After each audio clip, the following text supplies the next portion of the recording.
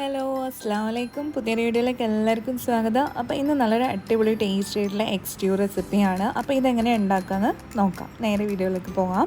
അപ്പോൾ ഇതിനായിട്ട് ഞാനൊരു പാൻ വെച്ച് കൊടുത്തിട്ടുണ്ട്. അതിലേക്കൊരു 1 ടേബിൾ സ്പൂൺ ഓയിൽ ഒഴിച്ച് കൊടുത്തിട്ടുണ്ട്. പിന്നെ അതിലേക്ക് 1 ടീസ്പൂൺ കുരുമുളക് കൂടിയാണ് കേട്ടോ ചേർത്ത് കൊടുത്തിട്ടുള്ളത്. പിന്നെ മുട്ട പുഴുങ്ങിയിട്ട് നന്നായിട്ട് വര വെച്ചിട്ട് ഇപ്പം നമുക്ക് എത്രയാണോ മുട്ട ആവശ്യം അത്രയും ഇട്ട് കൊടുക്കാം. ഞാനിവിടെ 3 മുട്ടയാണ് എടുത്തിട്ടുള്ളത്.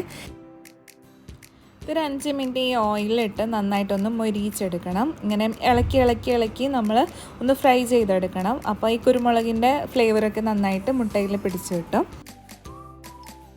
അപ്പോൾ ചുറ്റും വര വെച്ച് കൊടുക്കുക. അങ്ങനെയാകുമ്പോൾ പെട്ടെന്ന് നമുക്ക് മസാലയ്ക്കുള്ളിൽ പിടിക്കും കേട്ടോ. ഈ കുരുമുളകിൻ്റെ മസാലയ്ക്കുള്ളിലേക്ക് പിടിക്കും. ശേഷം കണ്ടില്ലേ കളറൊക്കെ ഒന്ന് ചേഞ്ച് ആയത് നമുക്കിതൊന്ന് കോരി മാറ്റാം.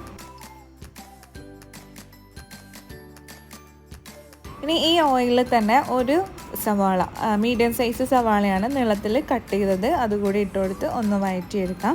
ഒരുപാട് നൈസായിട്ട് കട്ട് ചെയ്യണമെന്നൊന്നുമില്ല, കാരണം നമ്മളിത് അരച്ചെടുക്കും. അതുകൊണ്ട് തന്നെ എങ്ങനെ കട്ട് ചെയ്താലും കുഴപ്പമില്ല. ഒരു മീഡിയം സവാളയാണ് ഞാൻ എടുത്തിട്ടുള്ളത്. അപ്പോൾ ഇതൊന്ന് നന്നായിട്ട് മിക്സ് ചെയ്ത് കൊടുക്കാം. ശേഷം നമുക്കിതിലേക്ക് ഉപ്പ് കൂടി ചേർത്ത് കൊടുക്കണം. ഉപ്പ് ചേർത്താൽ പെട്ടെന്ന് വാടി കിട്ടുമല്ലോ.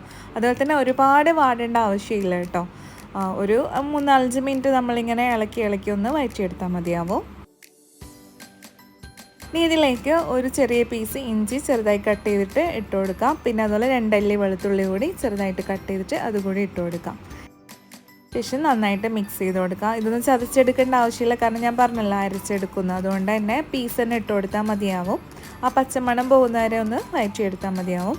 പിന്നെ ഇതിലേക്ക് നമ്മുടെ എരിവിന് ആവശ്യമായിട്ടുള്ള പച്ചമുളക് ചേർത്ത് കൊടുക്കാം. ഞങ്ങൾക്ക് അത്യാവശ്യം എരിവ് വേണ്ടതുകൊണ്ട് തന്നെ 3-5 പച്ചമുളക് ഞാൻ ഇട്ട് കൊടുത്തിട്ടുണ്ട്. അപ്പോൾ എരിവ് അധികം പറ്റാത്തവർ പച്ചമുളകിൻ്റെ അളവൊന്ന് കുറച്ച് കൊടുത്താൽ മതിയാവും.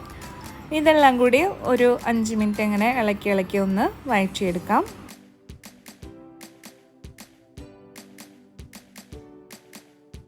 അപ്പോൾ ഒരു 5 മിനിറ്റ് ഒക്കെ കഴിഞ്ഞിട്ടുണ്ട്. ജസ്റ്റ് ഒന്ന് വാടി വന്നിട്ടുണ്ട്. ഇനി ഇതിലേക്ക് ഒരു 10-15 കാഷ്യൂസാണ്. ഇത് ഞാനൊരു അരമണിക്കൂർ ചൂടുവെള്ളത്തിൽ കുതിർത്ത് വെച്ചതാണ് കേട്ടോ. അപ്പോൾ ചൂടുവെള്ളത്തിൽ കുതിർത്ത് കൊടുക്കുന്നത് കൊണ്ട് തന്നെ പെട്ടെന്ന് കുതിർന്ന് കിട്ടും. നേരത്തെ ഇട്ട് വെക്കേണ്ട ആവശ്യമൊന്നുമില്ല. അപ്പോൾ ഇത് കൂടി ഇട്ടിട്ട് ഒരു 2-3 മിനിറ്റ് ഒന്ന് ഇളക്കി ഒന്ന് വഴറ്റിയെടുക്കാം. അപ്പോൾ ഇതെല്ലാം ഒന്ന് വാടി സെറ്റായി വന്നിട്ടുണ്ട്. ഇനി നമുക്കിത് ചൂടാറുന്ന വരെ ഒന്ന് വെയിറ്റ് ചെയ്യണം. ഫ്ലെയിം ഓഫ് ചെയ്യാം. അപ്പോൾ ഇതൊക്കെ ചൂടാറി ഞാനൊരു മിക്സിയുടെ ചെറിയ ജാറിലാണ് ഇട്ട് കൊടുത്തിട്ടുള്ളത്. ഇത് നല്ല പേസ്റ്റാക്കി ഇതുപോലെ ഫൈനാക്കി അരച്ചെടുക്കാം. പിന്നെ നമ്മൾ നേരത്തെ എടുത്ത ആ പാനിൽ തന്നെ വീണ്ടും 1 ടേബിൾ സ്പൂൺ ഓയിൽ ഒഴിച്ച് കൊടുത്ത് അത് ചൂടായപ്പോൾ ഞാനതിൽ 2 പീസ് ഗ്രാമ്പൂ, പട്ട, 2 ഏലക്ക അതൊക്കെ ഇട്ട് കൊടുത്തിട്ടുണ്ട് കേട്ടോ. അപ്പോൾ നമ്മുടെ ഉള്ളി അരച്ചെടുക്കുമ്പോൾ ഞാൻ ഒരു 2 ടേബിൾ സ്പൂൺ അത്രയും വെള്ളം ചേർത്ത് കൊടുത്തിട്ടുണ്ടായിരുന്നുള്ളൂ. അപ്പോൾ അതിന് ശേഷം ഞാൻ തേങ്ങാപ്പാൽ എടുത്തിട്ടുണ്ടായിരുന്നു. അതിൻ്റെ 1-ാം പാലും 2-ാം പാലും വേറെ ആക്കി വെച്ചിട്ടുണ്ട്. അതിൻ്റെ 2-ാം പാലാണ് ഫസ്റ്റ് ചേർത്ത് കൊടുക്കുന്നത്. അത് നമ്മുടെ മിക്സിയുടെ ജാറിലേക്ക് ഒഴിച്ച് കൊടുത്തൊന്ന് ഇതിലേക്ക് ഒഴിച്ചു കൊടുത്താൽ മതിയാവും. ഒരു 1/4 കപ്പ് ഉണ്ടാവും 2-ാം പാല്. അപ്പോൾ അത് നന്നായിട്ടൊന്ന് മിക്സ് ചെയ്തിട്ട് നമ്മൾ ഇതിൽ ഒഴിച്ചു കൊടുക്കുകയാണ് ചെയ്യുന്നത്. അപ്പോൾ നല്ല കട്ടിയുണ്ടെന്നുണ്ടെങ്കിൽ നിങ്ങൾക്ക് കുറച്ച് വെള്ളം കൂടി ചേർത്ത് കൊടുക്കാം കേട്ടോ. ഇതിങ്ങനെ ഇളക്കി നമ്മൾ നോക്കുക. കട്ടി കൂടുതലാണെങ്കിൽ ഒരു ഇച്ചിരി വെള്ളം കൂടി ചേർത്ത് കൊടുക്കാം. അപ്പോൾ ഞാനൊരു 1/4 കപ്പ് വെള്ളം കൂടി വീണ്ടും ആ മിക്സിയിൽ തന്നെ ഒഴിച്ച് കൊടുത്തിട്ടുണ്ട്. ഇതെല്ലാം കൂടി നന്നായിട്ടൊന്ന് മിക്സ് ചെയ്ത് കൊടുക്കാം. ശേഷം ഒന്ന് തിളയ്ക്കുന്നവരെ നമുക്കിത് വെയിറ്റ് ചെയ്യാം. ഒന്ന് നന്നായിട്ട് തിളച്ച് വരണം.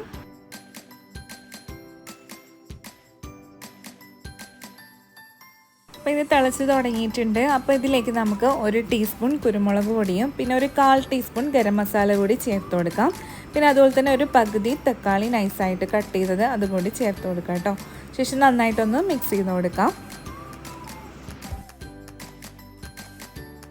നല്ല അടിപൊളി ടേസ്റ്റാണ് കേട്ടോ. എന്തായാലും നിങ്ങളിത് ട്രൈ ചെയ്ത് നോക്കണം. ഇടിയപ്പത്തിൻ്റെ കൂടെ, ദോശയുടെ കൂടെ, അപ്പത്തിൻ്റെ കൂടെയൊക്കെ കഴിക്കാൻ നല്ല ടേസ്റ്റ് ആയിരിക്കും. അപ്പോൾ എന്തായാലും ട്രൈ ചെയ്ത് നോക്കണം കേട്ടോ. ഇനി നമുക്ക് ഇതിലേക്ക് ഉപ്പൊക്കെ ഒന്ന് ചെക്ക് ചെയ്ത് വീണ്ടും ചേർത്ത് കൊടുക്കാം. അപ്പോൾ നേരത്തെ ഉള്ളി വഴറ്റുമ്പോൾ കുറച്ച് ഉപ്പ് ചേർത്തതല്ലേ ഉള്ളൂ. വീണ്ടും നമ്മൾ തേങ്ങാപ്പാലൊക്കെ ഒഴിച്ചു കൊടുത്തു. അതുകൊണ്ട് കുറച്ചുകൂടെ ഉപ്പ് ഞാൻ ഇട്ട് കൊടുത്തിട്ടുണ്ട്. നന്നായിട്ടൊന്ന് മിക്സ് ചെയ്ത് കൊടുക്കാം. ഇനി ഇതിലേക്ക് നമ്മൾ നേരത്തെ ഫ്രൈ ചെയ്ത് വെച്ചിട്ടുള്ള മുട്ട കൂടി ചേർത്ത് കൊടുക്കാം. ശേഷം ആ ഗ്രേവിയൊക്കെ എടുത്ത് കുറച്ച് മുട്ടയുടെ മേലേക്കായി ഒഴിച്ചു കൊടുത്ത് നന്നായിട്ടൊന്ന് ഇതിലേക്ക് മിക്സ് ചെയ്ത് കൊടുക്കാം.